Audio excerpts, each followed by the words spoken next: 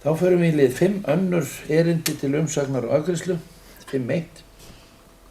Erindi frá Steingrími Erlingssyni, Bíókraft vindmyllur.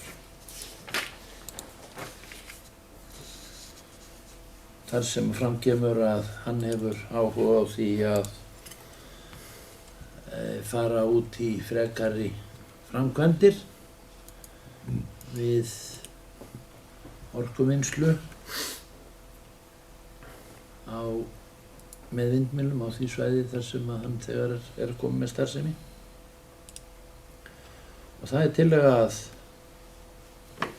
samþykkt að sveitarstjórn fagnar fyrirhuguðu áframhaldi verkefnis á nýtingu vindorku. Sveitarstjórn samþykkir að vísa erindinu til skipulags nefndar til frekari umfjöllunar.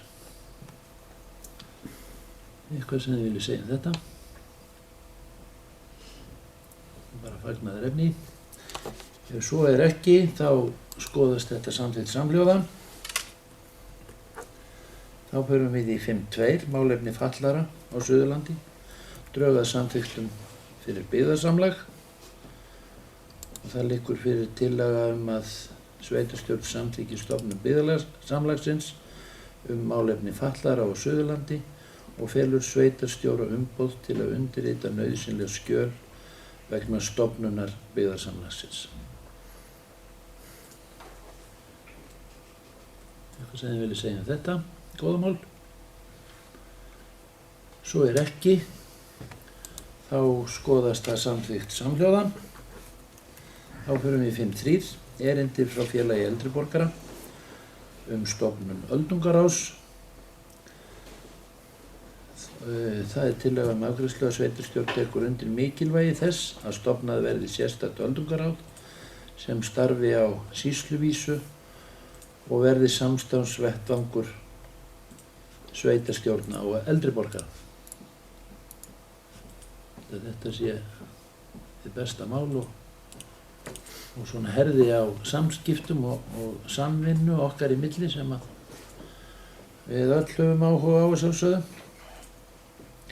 Það er tillaga sveitarstjórn samþykki að taka þátt í fyrirhuguðu öldungaráði og felur hreppsráði að tilnefna fulltrúa Rangárþings ytra í ráðið.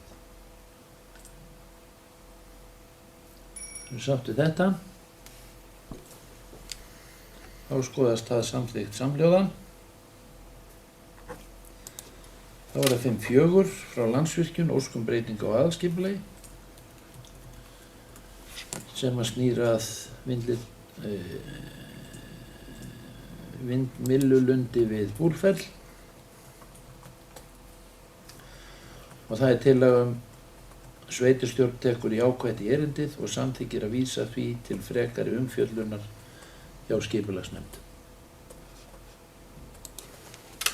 Allir sáttur í þetta, skoðast það samþykkt samhljóða.